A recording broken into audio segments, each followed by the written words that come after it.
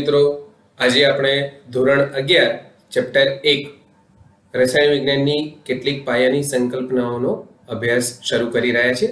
તો ડે 1 માં આજે આપણે દ્રવ્ય અને તેનું વર્ગીકરણ તેમજ રાસાયણિક સંયોગીકરણ અંગેના નિયમોની ચર્ચા કરીશું.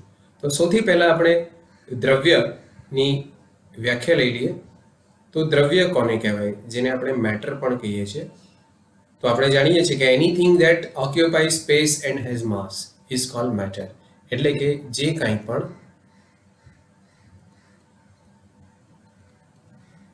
દ્રવ્યમાન ધરાવે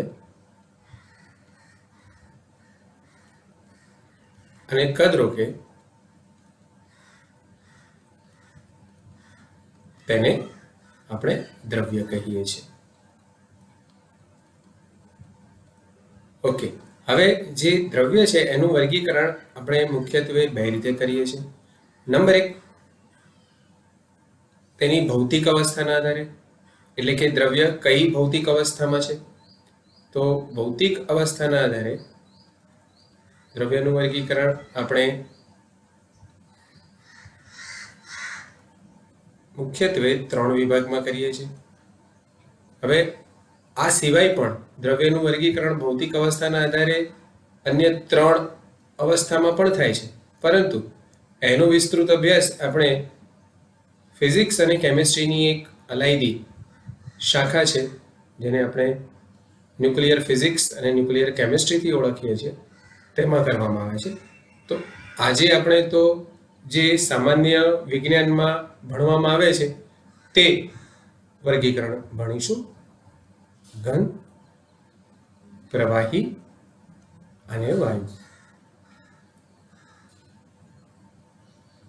બીજું જે વર્ગીકરણ છે જેના અંગે આપણે થોડો પ્રારંભિક ખ્યાલ લઈ લઈએ, જેને કહેવામાં આવે છે ગુણધર્મોના આધારે. ગુણધર્મોના આધારે વર્ગીકરણ. તો આ જે ગુણધર્મો છે એની અંદર આપણે દ્રવ્યના ભૌતિક ગુણધર્મો,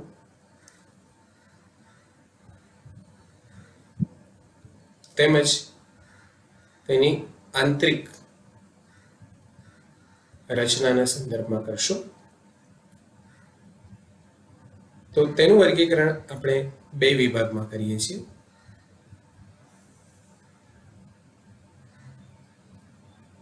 એક પ્રકારે દ્રવ્યનું વર્ગીકરણ થાય છે જેને આપણે કહીએ છીએ પદાર્થ, એટલે કે સબસ્ટન્સ. અને અન્ય જે વર્ગીકરણ છે જેમાં તેને મિશ્રણ સ્વરૂપે રજૂ કરવામાં આવે છે. મિશ્રણ એટલે કે મિક્સચર. ઓકે, હવે જે પદાર્થ છે તેનું વર્ગીકરણ આપણે 2 રીતે કરીએ છીએ. એક પ્રકારના જે પદાર્થ છે તેમને તાત્વિક પદાર્થો કહેવામાં આવે છે, અને અન્ય પ્રકારના જે પદાર્થો છે તેમને સંયોજન કહેવામાં આવે છે. સંયોજન એટલે કે કમ્પાઉન્ડ. ઓકે, ચલો હવે આપણે ભૌતિક અવસ્થાના આધારે જે વર્ગીકરણ છે તેની થોડીક ચર્ચા કરી લઈએ. ભૌતિક અવસ્થાના આધારે દ્રવ્યનું જે પણ વર્ગીકરણ થાય છે એનો મુખ્ય આધાર દ્રવ્ય તાપમાન અને દબાણની કઈ પરિસ્થિતિમાં છે તેના પર રહેલો છે. આપ જાણતા જશો તાપમાન અને દબાણની વ્યાખ્યા.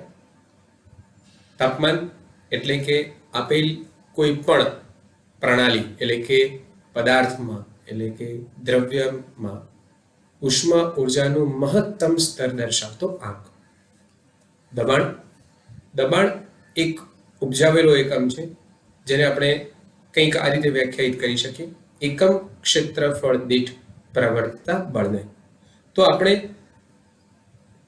જે પણ દ્રવ્યમાન છે, જે પણ દ્રવ્ય છે, તેના પર પર્યાવરણના તાપમાન અને દબાણની શી અસર થાય છે, અથવા જ્યારે આપણે બાહ્ય રીતે દબાણ લગાડીએ છીએ અને બાહ્ય રીતે તાપમાનમાં ફેરફાર કરીએ છીએ, કારણ કે વાતાવરણનું તો આપેલી પરિસ્થિતિમાં કોઈ ચોક્કસ તાપમાનનો ગાળો હશે અને દબાણ પણ એ જ રીતે કોઈ ચોક્કસ મૂલ્ય ધરાવતું હશે, પરંતુ તેમાં આપણે જો ફેરફાર કરીએ તો દ્રવ્ય છે તે તેનું સ્વરૂપ બદલી શકે છે. તો આપણે એક બહુ જ સરળ ઉદાહરણથી સમજીએ H2O. તો હું જ્યારે H2O સોલિડ લખું છું એનો મતલબ કે એને આપણે બરફ કહીએ છીએ. H2O લિક્વિડ લખીશું તો તેને આપણે પાણી કહીએ છીએ, અને H2OG લખીએ છીએ તો આપણે તેને પાણીની બાષ્પ તરીકે લઈએ છીએ. હવે તમને ખબર છે કે H2O નું ઘન સ્વરૂપ એટલે કે બરફનું અસ્તિત્વ જો આપણે એક વાતાવરણ દબાણ જેટલું મૂલ્ય લઈ લઈએ તો બરફનું અસ્તિત્વ જ્યારે તાપમાન 0°C કરતાં નીચું હોય ત્યારે જોવા મળે છે. જો તાપમાન વધારવામાં આવે તો ધીરે ધીરે આપેલા દ્રવ્યમાન જે ઘન સ્વરૂપમાં છે તે ધીરે ધીરે પ્રવાહીમાં રૂપાંતરિત થાય છે. આ ઘટનાને આપણે ગલન કહીએ છીએ. એક સમયે આપેલું તમામ બરફ પાણીમાં રૂપાંતરિત થાય છે. એ તાપમાન 0°C થી સહેજ વધારે મૂલ્ય ધરાવે છે. આ દરમિયાન સમગ્ર બરફ સંપૂર્ણપણે પાણીમાં રૂપાંતરિત થાય છે અને સૌપ્રથમ 0°C ધરાવતું તાપમાન ધરાવતું પાણી પ્રાપ્ત થાય છે. એટલે કે જે 0°C છે તે બરફનું ગલન બિંદુ છે. ગલન બિંદુ એટલે જે તાપમાને આપેલ ઘન સંપૂર્ણપણે તે જ તાપમાન ધરાવતું પ્રવાહી બનાવે તે તાપમાનને આપેલા ઘનનું ગલન બિંદુ કહે છે. જુદા જુદા ઘનના ગલન બિંદુ જુદા જુદા હોય છે. હવે એવી જ રીતે H2O પાણીનું તાપમાન ધીરે ધીરે વધારવામાં આવે તો તેમાંથી બાષ્પ રૂપાંતરિત થાય છે. આ ઘટનાને આપણે બાષ્પાયન કહીએ છીએ. મિત્રો, આપે જોયું હશે કે બરફમાંથી પણ બાષ્પ નીકળતી હોય છે.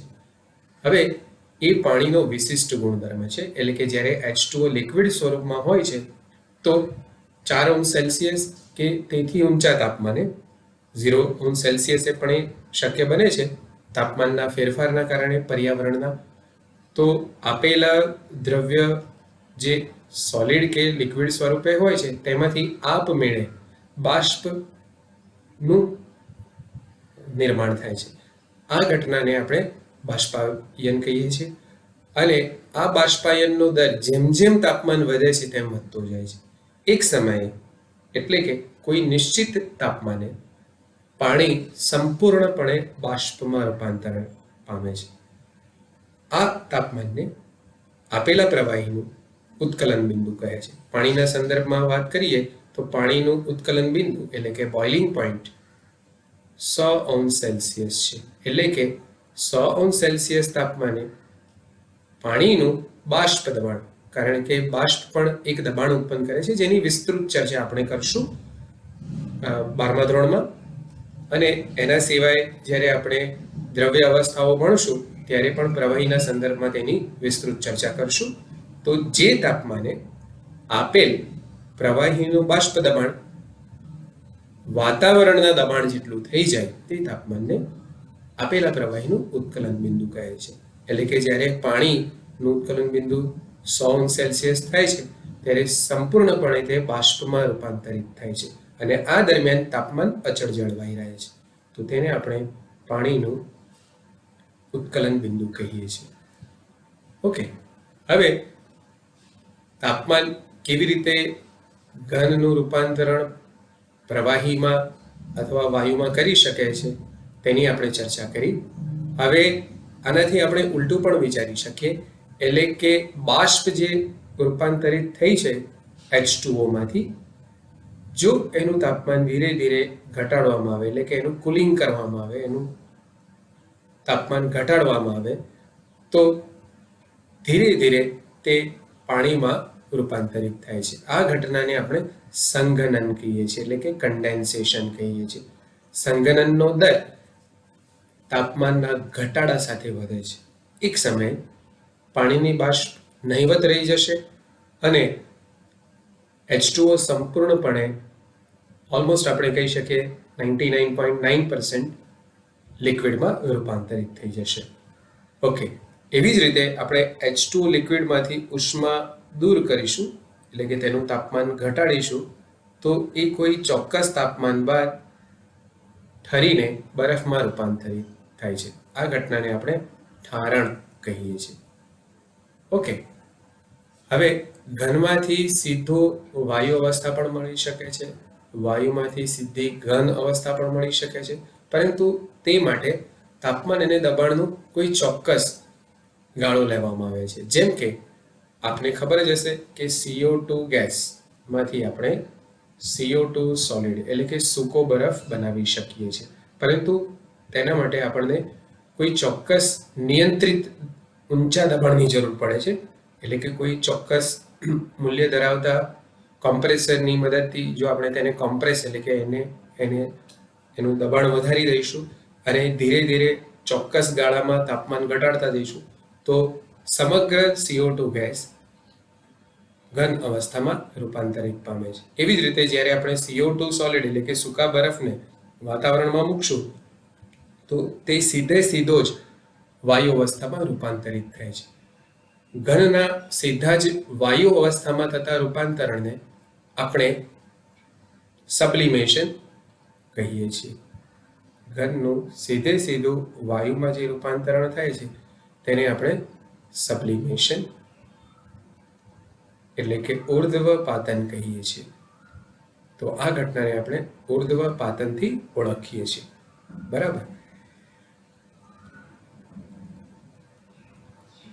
અને વાયુ પણ ઘન અવસ્થામાં રૂપાંતરિત થઈ શકે છે. આ ઘટનાને આપણે ઘનીકરણ કહીએ છીએ. તો ઘનીકરણ દ્વારા વાયુનું સીધું ઘન અવસ્થામાં રૂપાંતરણ શક્ય બને છે.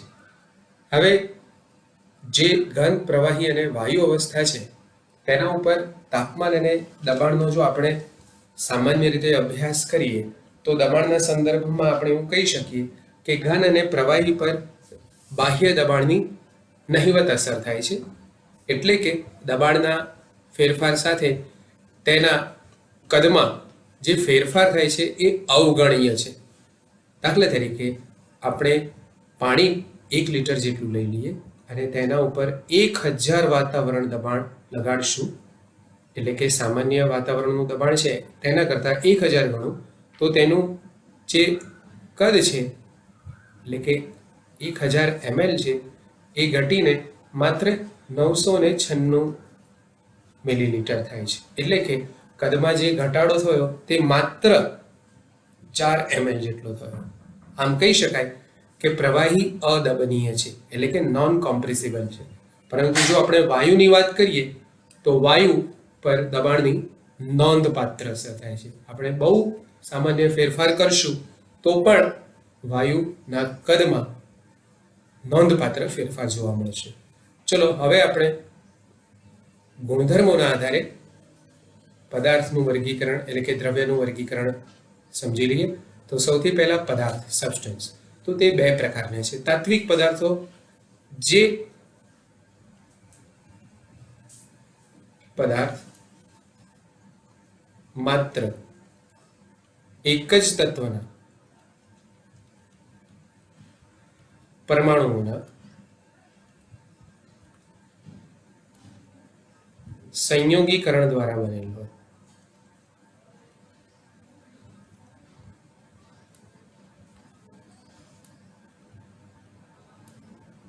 તેને તાત્વિક પદાર્થ કહે છે. ફોર એક્ઝામ્પલ આપણે P4 લઈ શકીએ, ફોસ્ફરસ, સલ્ફર લઈ શકીએ, આપણે ઓક્સિજન લઈ શકીએ, નાઇટ્રોજન છે, હેલોજન્સ એટલે કે ફ્લોરિન, ક્લોરિન, બ્રોમિન, આયોડિન. તો તમે જોશો કે જ્યારે આપણે પદાર્થની સંજ્ઞા સ્વરૂપે રજૂ કરીએ છીએ તો ભલે તેમાં 4, 8, 2 કે 3 પરમાણુઓ હોય, તે તમામ એક જ પ્રકારના છે, એટલે કે તેમની સંજ્ઞા એક જ છે. ફોર એક્ઝામ્પલ ફોસ્ફરસ તો તેને આપણે P4 સ્વરૂપે રજૂ કરીએ છીએ, એટલે કે તેમાં 4 ફોસ્ફરસના પરમાણુઓ છે. S8 એટલે કે સલ્ફર, જેમાં સલ્ફરના 8 પરમાણુઓ ભેગા થઈને S8 અણુ બનાવે છે. એટલે કે તાત્વિક પદાર્થો અણુ સ્વરૂપે હોય છે તેમાં એકથી વધારે એક જ તત્વના પરમાણુઓનું સંયોગીકરણ એટલે કે જોડાણ થયેલું હોય છે. અપવાદ રૂપે છે હિલિયમ, નિયોન, આર્ગોન, ક્રિપ્ટોન અને ઝેનોન. આ જે નિષ્ક્રિય વાયુ છે તેને પણ આપણે તાત્વિક પદાર્થો કહી શકીએ છીએ. હકીકતમાં તેઓ એક પરમાણુવીય છે, એટલે કે તેઓ બીજા કોઈ પરમાણુ સાથે જોડાતા નથી, એક પરમાણુ સ્વરૂપે સ્વતંત્ર અસ્તિત્વ ધરાવે છે, જ્યારે અન્ય એક પરમાણુવીય સ્વરૂપે સ્વતંત્ર અસ્તિત્વ ધરાવી શકતા નથી. બરાબર.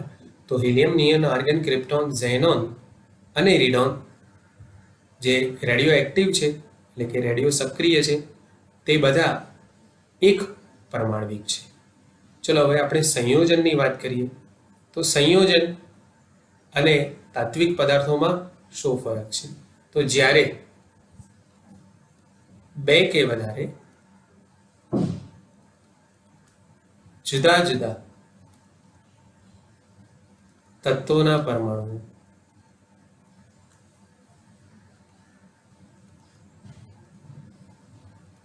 રાસાયણિક રીતે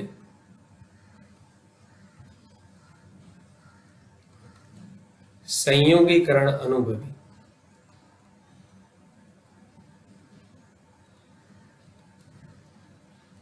જે સરળતમ પદાર્થ બનાવે છે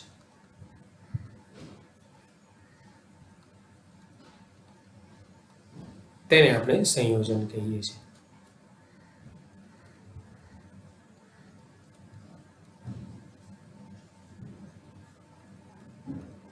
દાખલા તરીકે સોડિયમ જે ઘન અવસ્થામાં છે, ક્લોરીન કે જે વાયુ અવસ્થામાં છે. જો બંધ પાત્રમાં સોડિયમ, શુષ્ક સોડિયમ લઈને તેમાં ક્લોરીન વાયુ પસાર કરવામાં આવે તો છેવટે આપણને સોડિયમ ક્લોરાઇડ મળે છે અને વિપુલ માત્રામાં ઉર્જા મુક્ત થાય છે. તો જે પ્રક્રિયામાં ઉષ્મા મુક્ત થાય તેને ઉષ્માક્ષેપક પ્રક્રિયા કહીશું. તમે જોશો કે સોડિયમ એક તાત્વિક પદાર્થ છે, સોડિયમ એક તાત્વિક પદાર્થ છે, ક્લોરીન પણ એક તાત્વિક પદાર્થ છે. અહીંયા બેલેન્સિંગ માટે હું આગળ હાફ મૂકી દઉં છું. તો આપણે એવું કહી શકીએ કે 1 મોલ સોડિયમ જ્યારે અડધા મોલ જેટલા ક્લોરીન સાથે સંયોજાય છે ત્યારે આપણને 1 મોલ જેટલો સંયોજન મળે છે. આ સંયોજન એ બે તત્વોના પરમાણુઓના જોડાણથી પ્રાપ્ત થયેલું છે. બરાબર. હવે જો તમે તેમના ગુણધર્મની વાત કરો તો સોડિયમ છે એ ધાત્વિક પદાર્થ છે, ક્લોરીન છે એ અધાત્વીય છે, તે વિષાલુ વાયુ છે, ટોક્સિક છે. જે સોડિયમ છે એ અત્યંત સક્રિય ધાતુ છે અને માટે તેને આપણે કેરોસીનમાં તેનો સંગ્રહ કરીએ છીએ, તેને કેરોસીનમાં રાખવામાં આવે છે. સોડિયમ ક્લોરાઇડ છે એ અધાત્વીય છે, તેને આપણે ક્ષાર તરીકે લખીએ છીએ અને આ જે ક્ષાર છે એ બિન વિષાલુ છે અને તેને કેરોસીનમાં રાખવામાં આવતું નથી. એટલે કે સોડિયમ ક્લોરાઇડના ગુણધર્મો સોડિયમ કે ક્લોરીન જેવા હોતા નથી. એટલા માટે જ મિત્રો અહીંયા આપણે એક શબ્દનો પ્રયોગ કર્યો, રાસાયણિક રીતે સંયોગીકરણ. હવે રાસાયણિક રીતે સંયોગીકરણમાં મુખ્યત્વે 3 ઘટનાઓ થઈ શકે. નંબર 1, જે તાત્વિક પદાર્થો છે તેમના વચ્ચેના બંધ છે એ બંધ તૂટશે. ત્યારબાદ દરેક તત્વના પરમાણુ કોઈ નિશ્ચિત સંખ્યાના ઇલેક્ટ્રોનનો સ્વીકાર કરશે કે ઇલેક્ટ્રોન મુક્ત કરશે. જો તેઓ ઇલેક્ટ્રોન મુક્ત કરશે તો ધનાયનમાં રૂપાંતરિત થશે અને ઇલેક્ટ્રોન સ્વીકારશે તો ઋણાયનમાં રૂપાંતરિત થશે. આ રીતે મળતા ધન અને ઋણ આયન વિરુદ્ધ વીજભાર ધરાવતા હોય એકબીજા સાથે પ્રબળ રાસાયણિક બંધથી જોડાઈને થોડીક ઉર્જા મુક્ત કરશે અને સંયોજન બનાવશે. તો જ્યારે સોડિયમ ક્લોરાઇડનું નિર્માણ થાય છે તો સોડિયમ આયન ક્લોરાઇડ આયન સાથે જોડાઈને સ્ફટિક જાળીમાં ગોઠવાય છે. એટલે કે સોડિયમ ક્લોરાઇડમાં સોડિયમ પરમાણુ નથી, ક્લોરીન પરમાણુ નથી, પરંતુ સોડિયમ આયન અને ક્લોરાઇડ આયન છે. સામાન્ય રીતે આપણે સોડિયમ આયન ધનાયન જેને આપણે કેટાયન કહીએ છીએ અને ક્લોરાઇડ આયન જેને આપણે એનાયન કહીએ છીએ. હવે કેટાયન અને એનાયન ઘન અવસ્થામાં સોડિયમ ક્લોરાઇડ હોય ત્યારે તે વીજ પ્રવાહનું વહન કરતો નથી અથવા અતિ અલ્પ માત્રામાં વહન કરે છે, અવગણી શકાય તેટલું મૂલ્ય. પરંતુ આ જ સોડિયમને જો આપણે એનું તાપમાન વધારીએ, ડેલ્ટા સાઇન છે, તાપમાનમાં વધારો કર્યો છે તેનો નિર્દેશ કરે છે, તો તે પીગલિત અવસ્થામાં રૂપાંતરિત થાય છે. જ્યારે સોડિયમ ક્લોરાઇડ પીગલિત અવસ્થામાં રૂપાંતરિત પામે છે ત્યારે તેમાં રહેલા સોડિયમ અને ક્લોરાઇડ આયન મુક્ત થઈ જાય છે. એટલે કે હવે સોડિયમ આયનને ક્લોરાઇડ આયન માટે આકર્ષણ નથી અને ક્લોરાઇડ આયનને સોડિયમ આયન માટે આકર્ષણ નથી. એવી જ રીતે મિત્રો જો આપણે સોડિયમ ક્લોરાઇડની અંદર પાણી ઉમેરશું તો આપણને એક્વિયસ સ્ટેટ એટલે કે જલેન્દ્રિત આયનો મળે છે, જેમાં પણ આયનો મુક્ત હોય છે. હવે જ્યારે આયનો સ્વતંત્ર એટલે કે મુક્ત હોય છે ત્યારે તેઓ વીજ પ્રવાહનું વહન કરે છે. તો તેમના આ પ્રકારના વહનને આપણે આયોનિક વાહકતા કહીએ છીએ. તો આયોનિક વાહકતા સોડિયમ ક્લોરાઇડ જ્યારે તે પીગલિત અવસ્થામાં અથવા જલીય અવસ્થામાં હોય ત્યારે દર્શાવે છે, કારણ કે તેમાં મુક્ત આયનો હોય છે અને મુક્ત આયનો વહનમાં ભાગ લે છે અને માટે તેને આયોનિક વાહકતા કહેવામાં આવે છે. હવે જે આયોનિક વાહકતા સોડિયમ ક્લોરાઇડની છે તેવી જ આયોનિક વાહકતા અન્ય આયોનિક પદાર્થોની ન હોય, તે દરેકના મૂલ્ય જુદા જુદા હોય છે, કારણ કે તેમાં રાસાયણિક સંયોગીકરણ દ્વારા ઉત્પન્ન થયેલા આયનોના ગુણધર્મો જુદા જુદા હોય છે. ઓકે, ચલો હવે પ્રશ્ન એ થાય છે કે જ્યારે આપણે કોઈ પણ દ્રવ્ય લઈએ છીએ તો એનું સરળતમ સ્વરૂપ કયું? તો ગુણધર્મોના આધારે કહી શકીએ કે જે તાત્વિક પદાર્થો છે તે સૌથી સરળતમ છે. મતલબ કે જ્યારે આપણે તાત્વિક પદાર્થોની રજૂઆત કરીએ છીએ તો તેના માટે યોગ્ય સંજ્ઞાનો જ ઉપયોગ કરીએ છીએ. આપણે નાઇટ્રોજનને N તરીકે નથી લખતા, આપણે સલ્ફરને S તરીકે નથી લખતા, કાં તો એને S8 અથવા S6 થી રજૂ કરીએ છીએ. તેવી જ રીતે ફોસ્ફરસને આપણે P તરીકે નથી લખતા, P4 તરીકે લખીએ છીએ.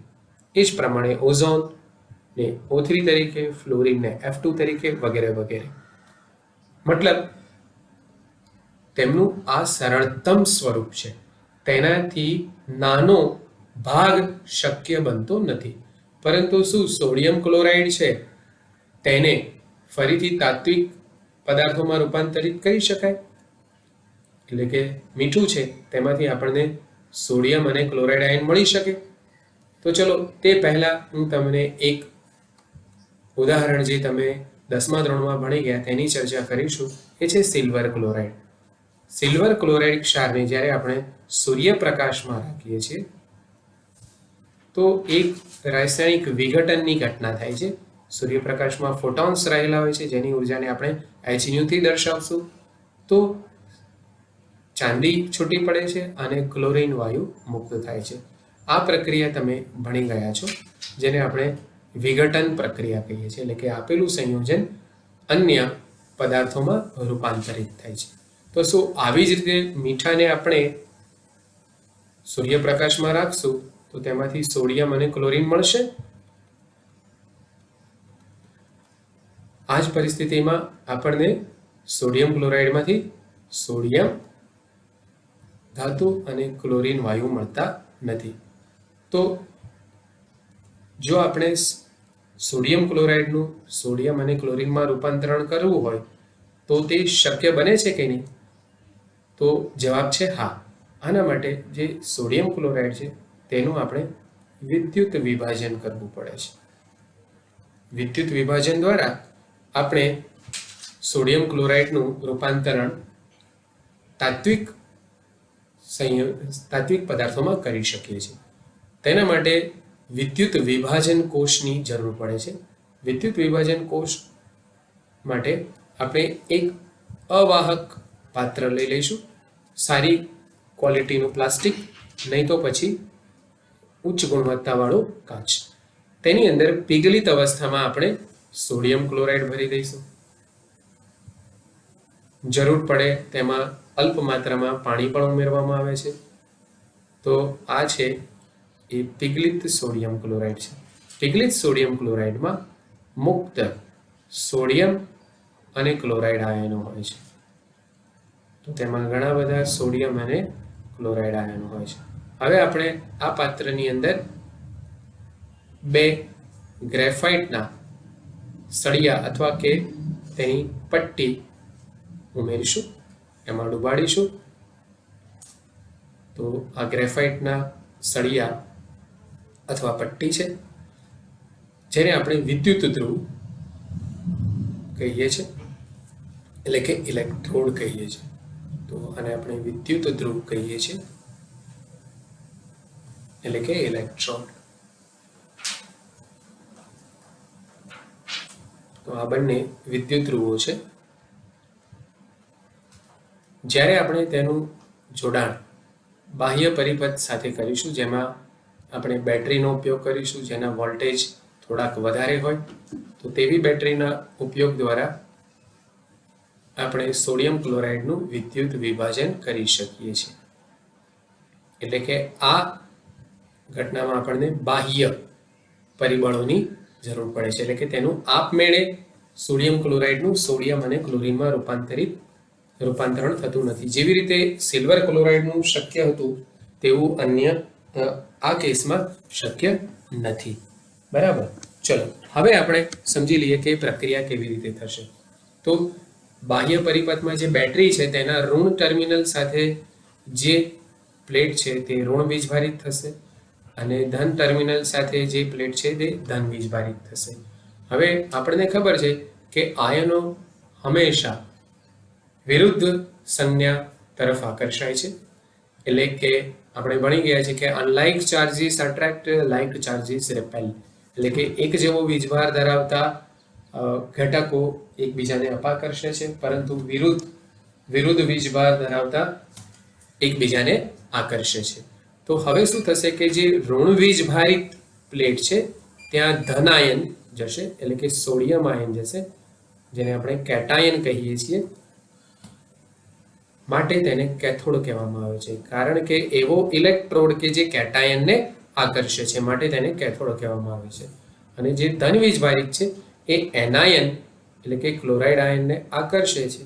એ એનાયનને આકર્ષે છે, માટે તેવા ઇલેક્ટ્રોડને આપણે એનોડ કહીએ છીએ. બરાબર.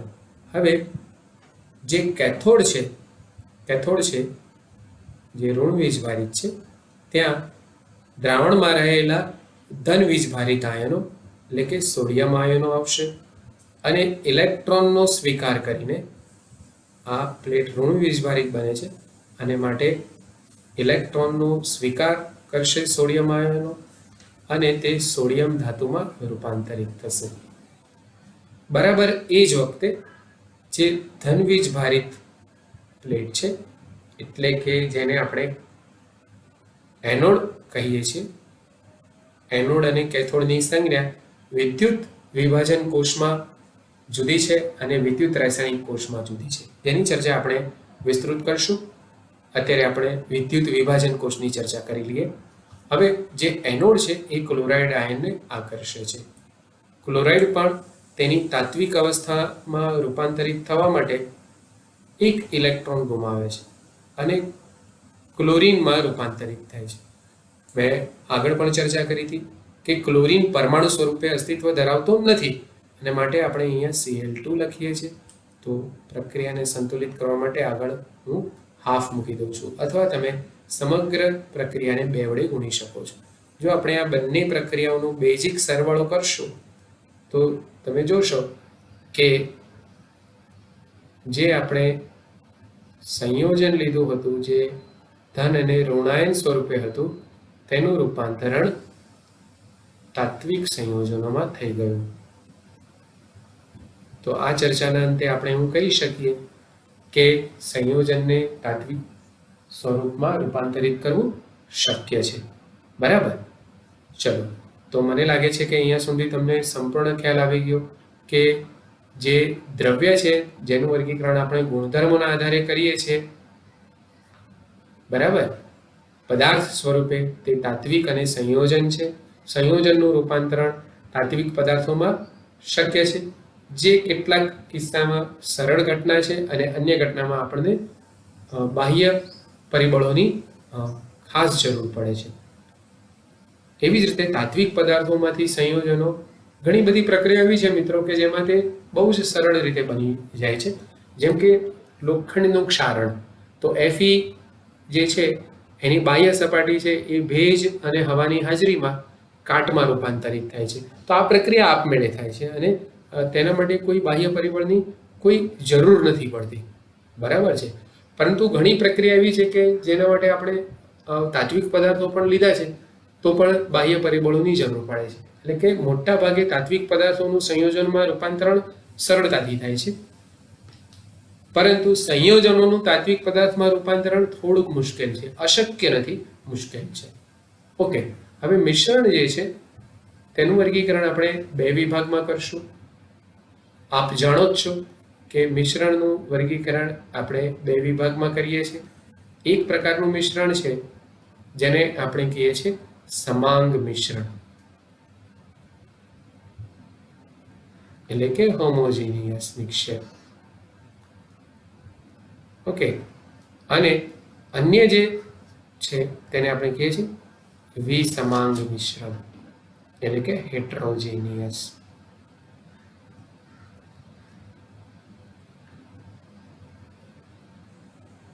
તો આપણે બહુ જ ઝડપથી આ બંને વચ્ચેનો મુખ્ય તફાવત સમજી લઈએ.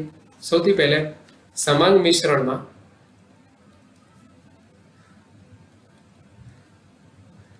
ઘટકોને અલગ પાડતી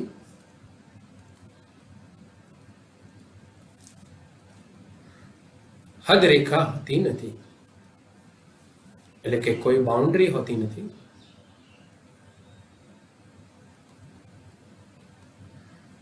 So we cannot distinguish between components of mixture by any definite boundary.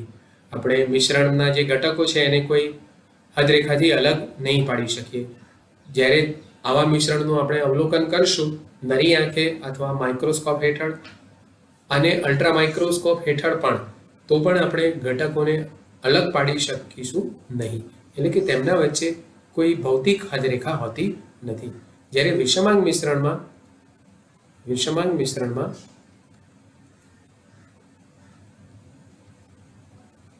ઘટકોને અલગ પાડતી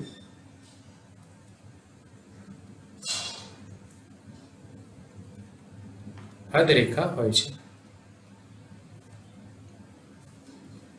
દાખલા તરીકે આપણે રેતી અને લોખંડના ભૂકાને મિશ્ર કરીશું અને જો આપણે મેગ્નીફાઈ લેન્સનો ઉપયોગ કરીશું અથવા તેને માઇક્રોસ્કોપ હેઠળ જોઈશું તો આપણે બહુ જ સરળતાથી રેતીના કણોને લોખંડના કણોથી અલગ કરી શકીશું, એમનું વિભેદન કરી શકશું.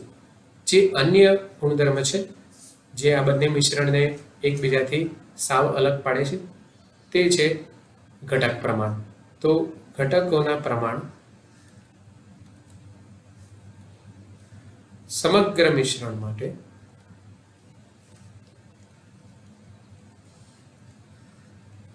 એક સમાન હોય છે, એટલે કે આઈડેન્ટિકલ હોય છે. જ્યારે અહીંયા ઘટકોના પ્રમાણ સમગ્ર મિશ્રણમાં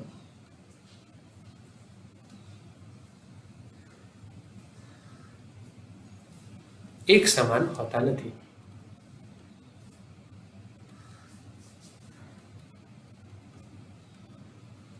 આપણે એક બહુ સરળ ઉદાહરણ લઈ લઈએ જે છે હવા, એર.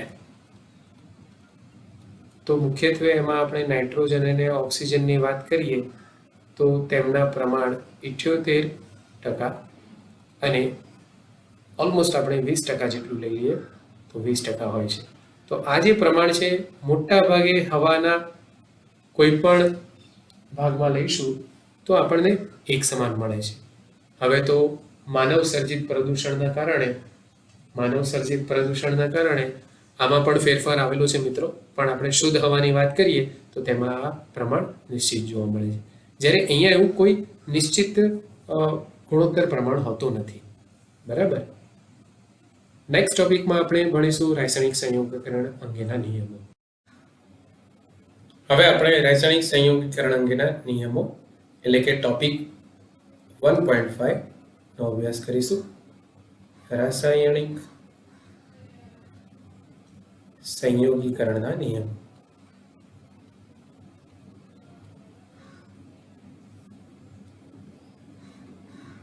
એટલે કે લોઝ ઓફ કેમિકલ કોમ્બિનેશન.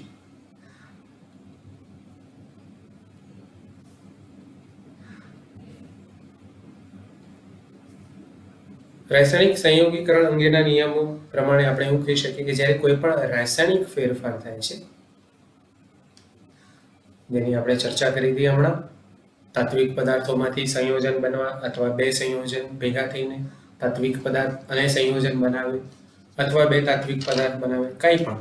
તો જ્યારે રાસાયણિક પ્રક્રિયા થાય છે, રાસાયણિક રીતે સંયોગીકરણ થાય છે, ત્યારે તે કોઈ ચોક્કસ નિયમોને આધીન થાય છે.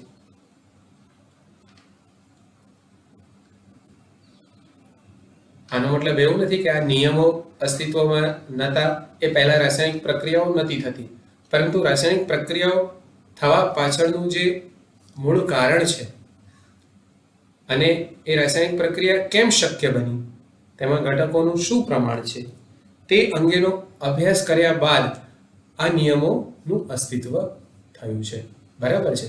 તો આ નિયમોમાં સૌથી પહેલો નિયમ છે જેને આપણે કહીએ છીએ દ્રવ્ય સંચયનો નિયમ.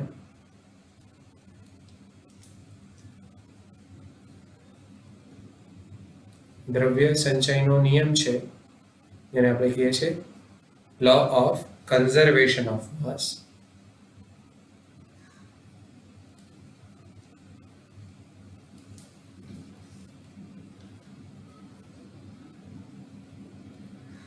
આ જે નિયમ છે તેની માહિતી આપનાર ફ્રેન્ચ રસાયણશાસ્ત્રી એન્ટોની લેવોઇઝિયર હતા. તો એન્ટોની લેવોઇઝિયર છે, તેમણે દ્રવ્ય સંચયના નિયમની રજૂઆત કરી, એનો વિસ્તૃત અભ્યાસ કર્યો. જે બીજો નિયમ છે જેને આપણે કહીએ છીએ લો ઓફ કોન્સ્ટન્ટ કમ્પોઝિશન, એટલે કે નિશ્ચિત સંરચનાનો સિદ્ધાંત.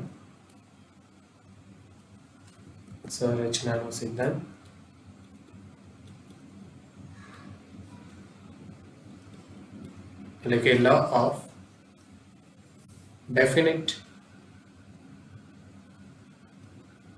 પ્રપોર્શન.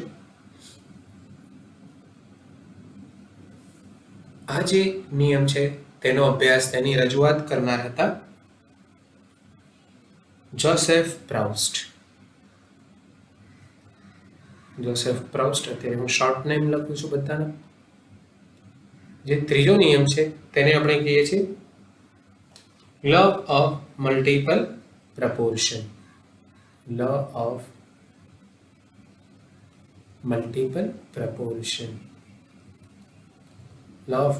પ્રપોર્શન એટલે કે લો ઓફ મલ્ટિપલ પ્રપોર્શન ને આપણે ગુજરાતીમાં ગુણક પ્રમાણનો નિયમ કહી શકીએ.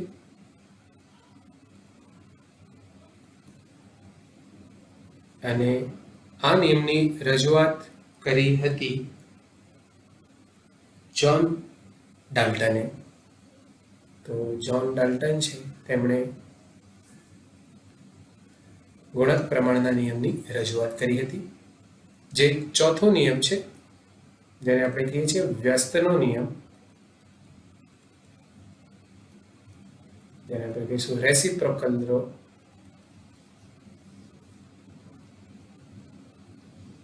રેસિપ્રોકલ એટલે કે વ્યસ્ત. અને આ નિયમની રજૂઆત કરવામાં આવી હતી રિચર્ડ દ્વારા. સો રિચર્ડ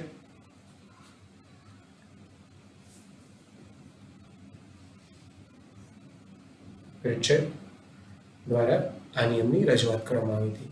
ચલો હવે મિત્રો આપણે દરેક નિયમનો અભ્યાસ લઈ લઈએ. તો સૌથી પહેલા આપણે ભણીશું દ્રવ્યમાન સંરક્ષણનો નિયમ. તો દ્રવ્યમાન સંરક્ષણનો નિયમ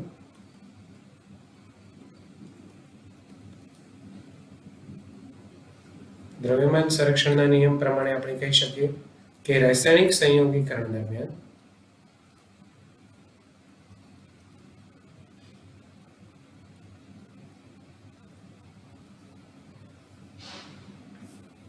દ્રવ્યનો વિનાશ કે સર્જન થતું નથી.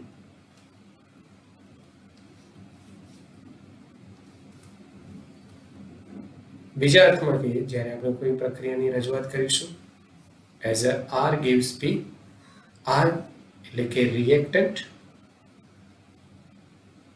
એટલે કે પ્રક્રિયક, અને P એટલે કે પ્રોડક્ટ એટલે કે નિપજ. તો જ્યારે પ્રક્રિયકમાંથી નિપજ અથવા પ્રક્રિયકોમાંથી નિપજો મળે છે ત્યારે દ્રવ્યમાનમાં કોઈ ફેરફાર થતો નથી તેવું કહી શકીએ આપણે. એટલે કે જો આપણે પ્રક્રિયકોના કુલ દ્રવ્યમાનને MR થી દર્શાવીએ અને નિપજોના કુલ દ્રવ્યમાનને MP દ્વારા દર્શાવીએ તો તે બંને મૂલ્ય હંમેશા સરખા હોય છે. દાખલા તરીકે આપણે એક બે ઉદાહરણ લઈ લઈએ. N2 plus 3H2 gives 2NH3. બરાબર.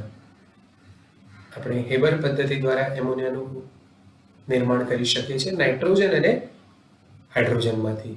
તો અત્યારે આપણી પાસે 1 મોલ નાઇટ્રોજન છે. આપણે આગળ વિસ્તૃત અભ્યાસ કરીશું. 1 મોલ નાઇટ્રોજન છે તેનું દ્રવ્યમાન 28 ગ્રામ છે અને 3 મોલ હાઇડ્રોજન છે જેનું દ્રવ્યમાન થશે 3 ગુણ્યા 2.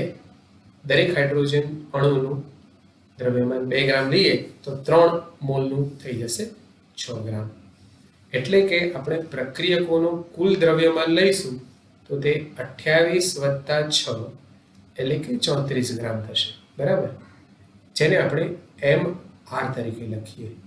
જ્યારે આપણે નિપજોની વાત કરીએ તો નિપજોમાં એમોનિયા છે. હવે આપણે એમોનિયાનો અણુભાર ગણી નાખીએ તો એમોનિયાનો અણુભાર થશે નાઇટ્રોજનનો પરમાણુ ભાર વત્તા 3 વખત હાઇડ્રોજનનો પરમાણુ ભાર. તો એ થઈ જશે 14 + 3 એટલે કે 17 ગ્રામ પ્રતિ મોલ. અને અહીંયા તેના 2 મોલ મળી રહ્યા છે અને માટે 2 મોલ મળે છે જેથી તે થશે 2 ગુણ્યા 17 એટલે કે 34 ગ્રામ. તો 34 ગ્રામ છે એ પ્રોડક્ટ એટલે કે નિપજનું વજન છે. તમે જોશો કે જ્યારે આપણે કુલ દ્રવ્યમાનનો સરવાળો કરીએ છીએ પ્રક્રિયકોના સંદર્ભમાં અને નિપજોના સંદર્ભમાં તો તે બંનેના મૂલ્ય આપણને સમાન મળે છે.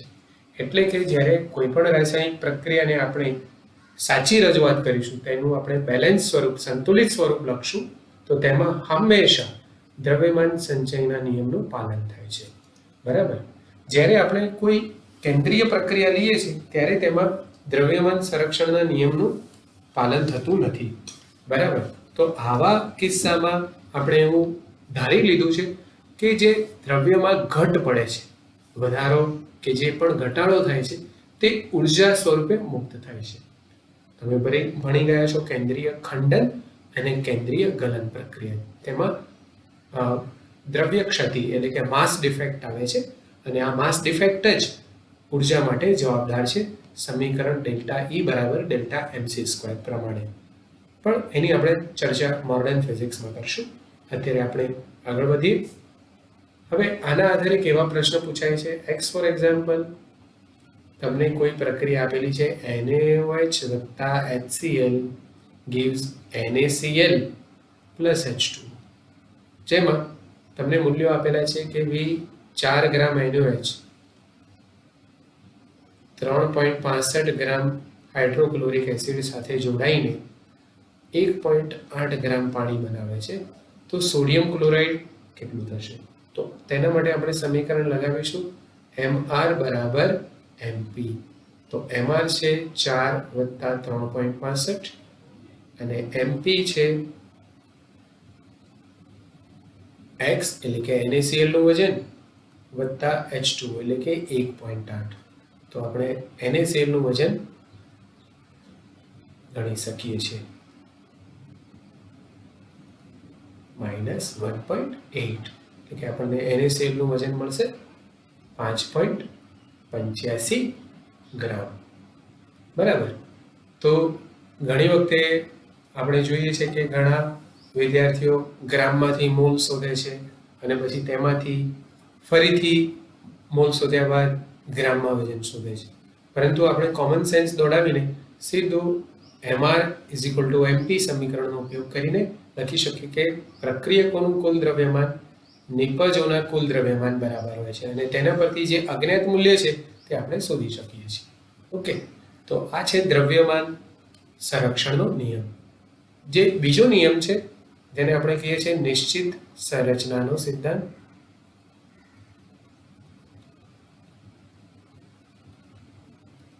તો આ નિયમનું વિધાન કંઈક આ પ્રમાણે છે: સંપૂર્ણ શુદ્ધ પદાર્થ પ્રાપ્ત કરવાની ગમે તે પદ્ધતિ અપનાવીએ તો પણ તેમાં રહેલા ઘટકો એકબીજા સાથે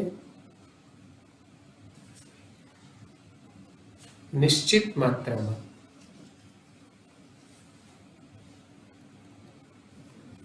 જોડાયેલ હોય છે.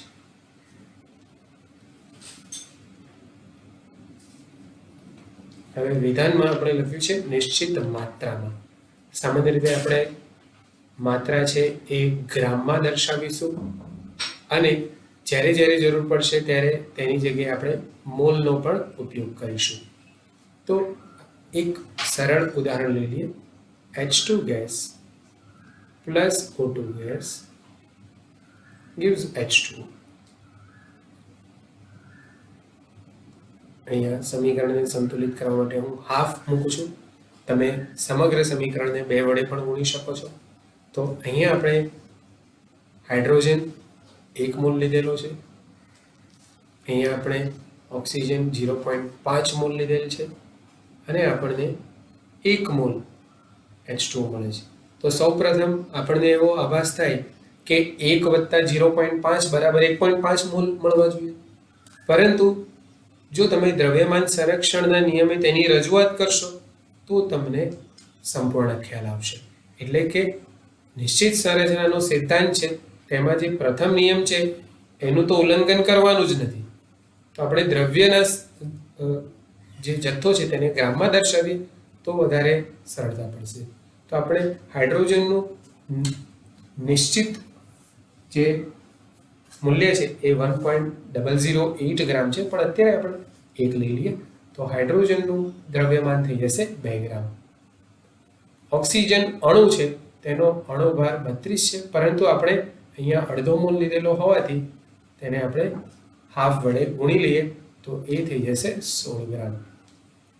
એનો મતલબ કે 2 ગ્રામ જેટલો હાઇડ્રોજન 16 ગ્રામ જેટલા ઓક્સિજન સાથે સંયોજાય છે અને આપણને 1 મોલ H2O મળે છે.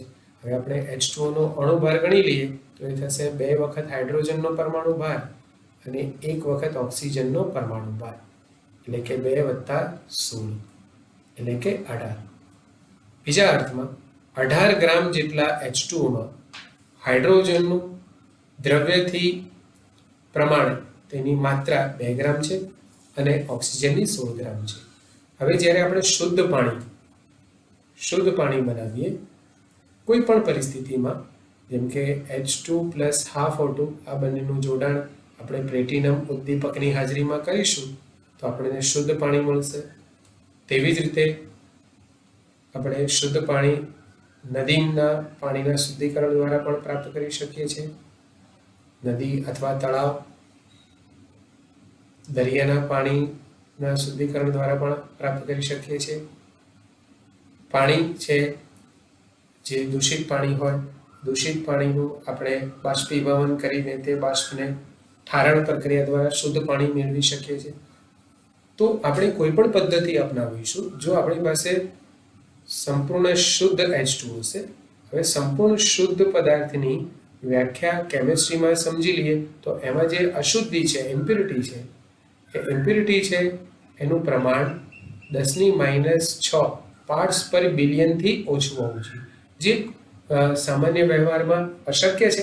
પરંતુ લેબોરેટરીમાં જે પાણીનો ઉપયોગ થાય છે અને અન્ય દ્રવ્યોનો ઉપયોગ થાય છે તે મોટા ભાગે 99.99% પ્યોર હોય છે. તો તેવા કેસમાં આપણે કહી શકીએ કે જો આપણે હાઇડ્રોજન અને ઓક્સિજનનો દ્રવ્યમાનથી ગુણોત્તર લઈએ તો એ 2:16 છે. જો આપણે સરળ રીતે લખીએ તો એ 1:8 જેટલું છે. એટલે કે જ્યારે 1 ગ્રામ જેટલા હાઇડ્રોજન 2 ગ્રામ જેટલા 1 ગ્રામ જેટલો હાઇડ્રોજન 8 ગ્રામ જેટલા ઓક્સિજન સાથે સંયોજાશે ત્યારે તે H2O નામનું સંયોજન બનાવશે. હવે આપણે આની સાથે સાથે અન્ય ઉદાહરણ પણ લઈ લઈએ. H2O2 બનાવવાની હું એક પદ્ધતિ લખું છું. બેરિયમ પેરોક્સાઇડ ની પ્રક્રિયા H2SO4 સાથે થાય તો આપણને મળે છે H2O2 અને BaSO4. બરાબર. હવે આપણે H2O2 માં લઈએ તો તેમાં 2 મોલ હાઇડ્રોજન પરમાણુ છે અને 2 મોલ ઓક્સિજન પરમાણુ છે, એટલે કે તેનું દ્રવ્યમાન 2 ગ્રામ જેટલું થશે. અને જ્યારે અહીંયા ઓક્સિજનનું દ્રવ્યમાન 32 ગ્રામ જેટલું થશે, કારણ કે એકનું 16 ગ્રામ જેટલું છે તો બેનું 32 ગ્રામ જેટલું થશે. હવે જો આપણે સરળ ગુણોત્તર લઈએ તો એ થઈ જશે 1:16. એટલે કે જ્યારે હાઇડ્રોજનના 1 ગ્રામ ઓક્સિજનના 16 ગ્રામ સાથે જોડાશે ત્યારે તે હંમેશા H2O2 બનાવશે. H2O2 ને આપણે હાઇડ્રોજન પેરોક્સાઇડ પણ કહીએ છીએ.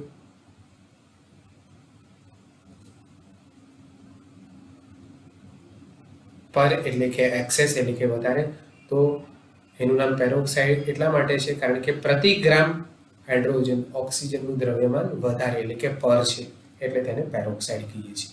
ઓકે, તો તમને નિયમ જે 2 છે નિશ્ચિત સંરચનાનો સિદ્ધાંત તેના અંગે ખ્યાલ આવી ગયો છે.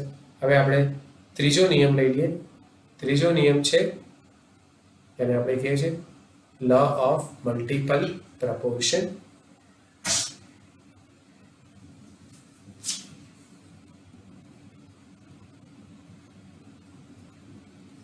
એટલે કે સરળ ગુણક પ્રમાણનો નિયમ.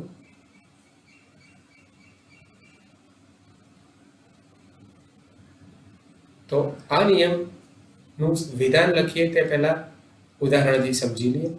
તો ધારો કે મારી પાસે નાઇટ્રોજન અને ઓક્સિજન છે.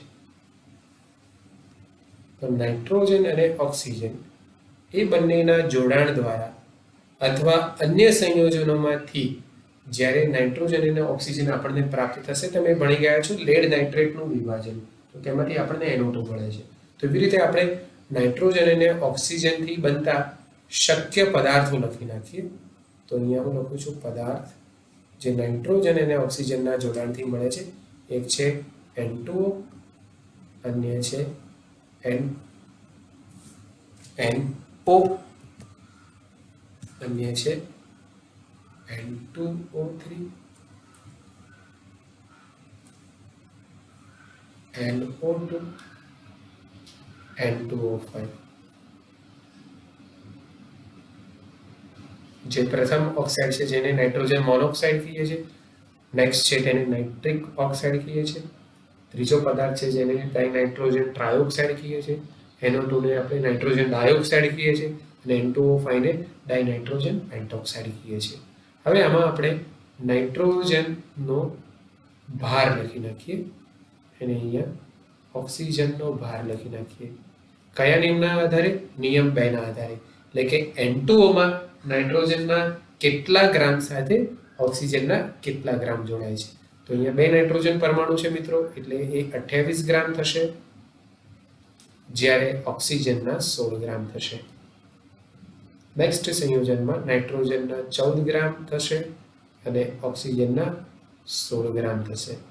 જે નેક્સ્ટ છે તેની અંદર થઈ જશે 14 ગુણ્યા 3 એટલે કે 42 ગ્રામ અને 16 ગુણ્યા 3 એટલે કે 48 ગ્રામ. જે નેક્સ્ટ છે તેમાં થશે 14 ગ્રામ જેટલા નાઇટ્રોજન સાથે 16 ગુણ્યા 2 એટલે કે 32 ગ્રામ ઓક્સિજન જોડાય છે. અને છેલ્લા ઉદાહરણમાં 28 ગ્રામ 14 ગુણ્યા 2 28 ગ્રામ નાઇટ્રોજન સાથે 16 ગુણ્યા 5 એટલે કે 80 ગ્રામ ઓક્સિજન જોડાય છે. તો આ બધામાં જો આપણે સેપરેટલી આ પદાર્થો લઈ લઈએ, પહેલો, બીજો, ત્રીજો, ચોથો અને પાંચમો, તો એ બધામાં નિશ્ચિત સંરચનાના સિદ્ધાંતનું પાલન થાય છે. હવે આપણે સરળતમ સ્વરૂપ લઈ લઈએ એવી રીતે કે જેથી કોઈ એક તત્વનો ભાર મુકર્રર રહે. તો નાઇટ્રોજનનો મુકર્રર ભાર લઈ લઈએ. મુકર્રર ભાર એટલે કે જેનું રિપીટેશન થતું હોય. તો તેના માટે આપણે નાઇટ્રોજનના પરમાણુ ભાર જેટલો ભાર લઈ લઈએ. એટલે કે જે બીજું ઉદાહરણ છે એમાં જો હું નાઇટ્રોજનનો મુકર્રર ભાર 14 લઈ લઈશ તો તેની સાથે સંયોજિત ભાર લઈ લઈશું ઓક્સિજનનો. તો ઓક્સિજનનો સંયોજિત ભાર લઈ લઈશું તો એ 16 ગ્રામ થશે. હવે જો આપણે 14 ગ્રામ જેટલો નાઇટ્રોજન બધા જ ઉદાહરણમાં લેવાના છીએ, એટલે કે મુકર્રર લેવાના છીએ, તો જ્યારે હું 28 ની જગ્યાએ 14 ગ્રામ લઈ લઈશ તો સામે 16 ની જગ્યાએ મારે 8 ગ્રામ જેટલો ઓક્સિજન લેવો પડશે. તો મેં 8 ગ્રામ જેટલો ઓક્સિજન લઈ લીધો. એવી જ રીતે અહીંયા આપણે એને સરળ સ્વરૂપમાં લખીશું તો થશે, એને આપણે 14 લઈશું એટલે કે 3 વડે ભાગી દઈશું, તો 48 ને પણ 3 વડે ભાગી દઈશું, તો એ થઈ જશે, સોરી અહીંયા તે 28 ગ્રામ છે એટલે કે 14 લખીશું, તો 48 ને આપણે 2 વડે ભાગશું તો થઈ જશે 24 ગ્રામ. NO2 માં એ 14 ગ્રામ છે તો સામે 32 ગ્રામ રહેશે અને અહીંયા 14 ગ્રામ લઈશું તો 16 ગ્રામ રહેશે. હવે મિત્રો આપણે નિશ્ચિત સંરચનાના સિદ્ધાંત પ્રમાણે જોઈ લઈએ તો નાઇટ્રોજન અને ઓક્સિજનનો ગુણોત્તર તો 14/14 અને 8/16. તમને આઈડિયા આવ્યો હશે કે હવે આપણે મોલના સંદર્ભમાં રજૂ કરીએ છીએ તો અહીંયા એ થાય છે 1/0.5. હવે આવું ગુણોત્તર પ્રમાણ ન લખતા આપણે એને 2 વડે ગુણીશું તો એ થઈ જશે 2/1. એટલે કે નાઇટ્રોજનના 2 પરમાણુ સાથે ઓક્સિજનનો 1 પરમાણુ જોડાય છે. તો એ તેના સૂત્રમાંથી તમને આઈડિયા આવશે, એટલે કે N2O બને છે. હવે અહીંયા 14 અને 16 છે તો 14/14 અને સામે 16/16 થશે, એટલે કે 1/1. એટલે કે તેમાં નાઇટ્રોજન અને ઓક્સિજન ના મોલ પરમાણુ 1-1 છે અને માટે તેનું સૂત્ર NO છે. બરાબર. એવી જ રીતે આપણે અન્ય ઉદાહરણ લઈ લઈએ તો 14/14 અને 24/16. તો આ પ્રમાણ થઈ જશે 1/1.5, જેને આપણે 2/3 લખી શકીએ. એટલે કે 2 નાઇટ્રોજન પરમાણુ સાથે 3 પરમાણુ જોડાય છે ઓક્સિજનના. આ જ પ્રમાણે 14/14 અને 32/16 એટલે કે 1/2, એટલે કે તે NO2 બનાવે છે, બરાબર. તો આ છે N2O, આ છે NO, આ છે N2O3, આ છે NO2. ઓકે. અને છેલ્લા ઉદાહરણમાં 14/14 અને અહીંયા આપણે મિસ્ટેક કરી છે, 2 વડે ભાગશું એટલે આ 40 થશે. સોરી, તો આપણે 40 ને 16 દ્વારા ભાગી દઈશું તો આપણને મળી જશે 1/2.5. તેને સારા સ્વરૂપે લખીએ તો 2/5 થઈ જશે, એટલે કે N2O5 થશે. તો મિત્રો તમે જોશો કે આ બધામાં નિશ્ચિત સંરચનાના સિદ્ધાંતનું પાલન થાય છે. હવે આપણે ઘણા બધા સંયોજન બનાવ્યા છે, બે જ તત્વોમાંથી, નાઇટ્રોજન અને ઓક્સિજનમાંથી આપણે અત્યારે 5 જુદા જુદા સંયોજન બનાવ્યા છે. એક અન્ય પણ છે N2O4, પણ આ સિદ્ધાંત સમજવા માટે આપણે 5 ઉદાહરણ લીધા છે. તો આ તમે બધા જ ઉદાહરણોમાં જોશો તો આપણે એક વખતે શું કર્યું કે નાઇટ્રોજનનો ચોક્કસ ભાર લઈ લીધો 14 ગ્રામ જેટલો. તો જે સામે ઓક્સિજનનો ભાર જોડાય છે એ બધામાં જુદો જુદો છે, બટ ઓબ્વિયસ જુદો જુદો હોય છે માટે જ આપણને જુદા જુદા સંયોજનો મળે છે, બરાબર. હવે આ જે ભાર ઓક્સિજનનો છે એ કેટલો છે? તો આપણે એવું કહી શકીએ કે 8 એટલે 1/2 into 16, એટલે કે હાફ ઓફ ઇટ્સ એટોમિક માસ, એના પરમાણુ ભારથી અડધો. જ્યારે અહીંયા 1/16 જેટલું છે, ત્યારે અહીંયા એ 1.5/16 જેટલો છે, અહીંયા તે 2/16 જેટલો છે, અહીંયા તે 2.5/16 જેટલું છે. હવે જો આપણે તેને વિધાન સ્વરૂપે રજૂ કરીએ તો કંઈક આ રીતે લખી શકીએ કે જ્યારે બે તત્વો એકબીજા સાથે સંયોજાઈને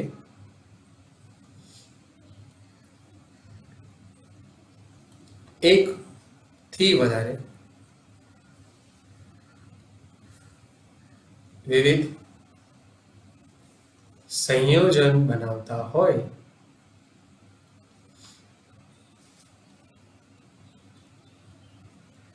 ત્યારે દરેક સંયોજનમાં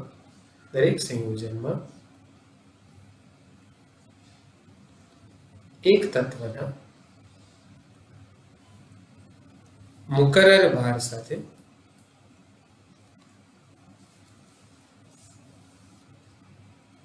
અન્ય તત્વનો નિશ્ચિત ભાર જોડાય છે,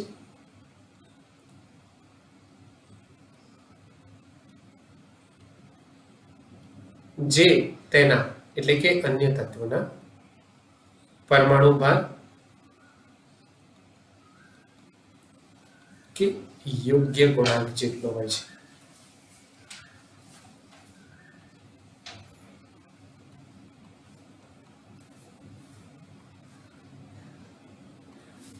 તો આપણે એવું કહી શકીએ when two or more elements combines with each other to form more than two or more substances, then in every substance fixed mass of one element combines with variable mass of another element which is equal to its atomic mass or its proper multiple. એટલે કે જ્યારે જુદા જુદા સંયોજનો બનાવશે તો દરેક સંયોજનમાં મુકરર ભાર સાથે તત્વોનો જુદો જુદો ભાર, પરંતુ જે તે સંયોજનના સંદર્ભમાં નિશ્ચિત ભાર હોય છે, બરાબર છે. એટલે કે આ નિયમમાં દ્રવ્યમાન સંરક્ષણના નિયમનું પણ પાલન થાય છે, તેમજ નિશ્ચિત સંરચનાના સિદ્ધાંતનું પણ પાલન થાય છે.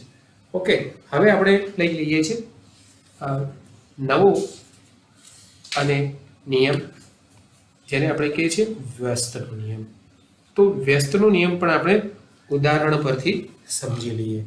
ઓકે, ચલો તો તેના માટે આપણે સૌથી પહેલા તેનું વિધાન લખશું. તો તેને આપણે કહીએ છીએ વ્યસ્તનો નિયમ.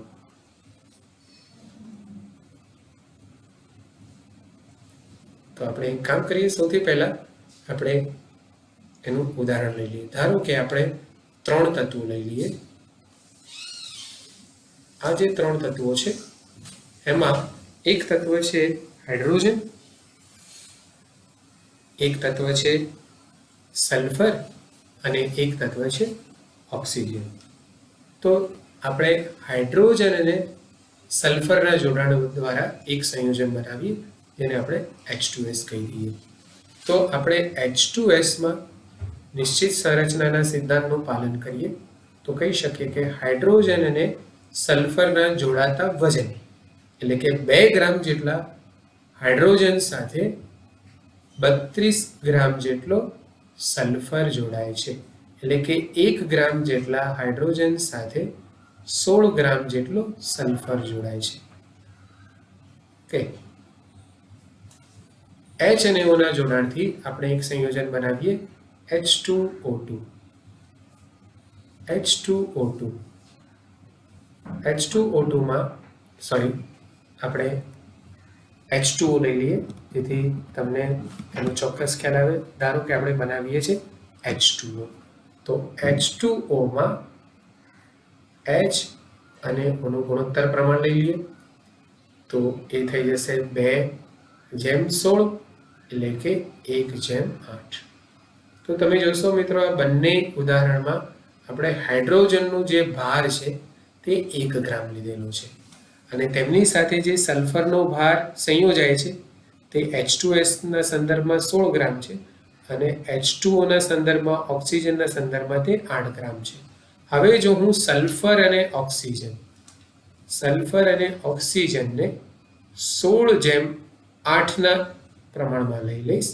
તો ચલો આપણે સૌથી પહેલા તેને તેમના પરમાણુ ભાર દ્વારા ભાગી લઈએ, અથવા આપણે 16 ની સામે 16 લઈ શકીએ અથવા 16 ની સામે 24 લઈ શકીએ. તો જ્યારે આપણે 16 ની સામે 8 લઈએ છીએ તો આપણને ગુણોત્તર પ્રમાણ મળશે 16/32 અને 8/16 એટલે કે આપણને મળે છે 1/2 અને 1/2 એટલે કે 1:1 એટલે કે જે સંયોજન બને છે એ SO હોઈ શકે, પરંતુ આપણને ખબર છે કે આવા સંયોજનનું અસ્તિત્વ શક્ય નથી. જો હવે આપણે 16:16 લઈએ છીએ તો સલ્ફર થઈ જશે 16/32 અને સામે થઈ જશે 16/16 તો એ થઈ જશે 1/2:1. તો આને આપણે 2 વડે ગુણી નાખીએ તો થઈ જશે 1:2 એટલે કે આપણને સંયોજન મળશે SO2. એવી જ રીતે નેક્સ્ટ એક્ઝામ્પલમાં 16/16 અને 24/16 લઈ લઈએ 16/32 તો થઈ જશે એ 1/2:1.5. જો આપણે એને 2 વડે ગુણી દઈએ તો થઈ જશે 1:3 એટલે કે આપણને SO3 મળશે. તો આપણને ખબર છે કે SO2 અને SO3 અસ્તિત્વ ધરાવે છે, એટલે કે આ બંનેના જોડાણ દ્વારા આપણને SO2 અને SO3 મળે છે. આ પરથી આપણે વિધાન એવી રીતે લખી શકીએ કે જ્યારે બે તત્વો એકબીજા સાથે જોડાઈને કોઈ ચોક્કસ સંયોજન બનાવતા હોય તેવી જ પ્રમાણે આપેલું તત્વ અન્ય ત્રીજા તત્વ સાથે નિશ્ચિત સંરચના દ્વારા અન્ય સંયોજન બનાવતો હોય તો આ બંને તત્વોમાં રહેલા અનકોમન એટલે કે જે અસામાન્ય તત્વો છે તેઓ પણ કોઈ ચોક્કસ ગુણોત્તર પ્રમાણ દ્વારા એકબીજા સાથે જોડાઈને ત્રીજું તત્વ બનાવી શકે છે. એને સરળ શબ્દમાં લખીએ તો એવું કહી શકાય કે જ્યારે 3 તત્વો પૈકી એક તત્વ અન્ય 2 તત્વો સાથે જોડાઈને 2 જુદા જુદા પદાર્થ બનાવતો હોય ત્યારે આ બંને સંયોજનમાં રહેલા અસામાન્ય તત્વોના પરમાણુઓ પણ એકબીજા સાથે નિશ્ચિત માત્રામાં જોડાઈને અન્ય સંયોજન બનાવી શકે છે. તો આને આપણે નિશ્ચિત સંરચનાનો સિદ્ધાંત કહીએ છીએ. હવે મિત્રો આના આધારિત દાખલા MCQની પ્રેક્ટિસ આપણે કરશું. પણ આના બાદ એક બહુ જ અગત્યનો ટોપિક છે જેને આપણે કહીએ છીએ પરમાણુ ભાર. તેની ચર્ચા આપણે નેક્સ્ટ લેક્ચરમાં કરીશું. ઓકે.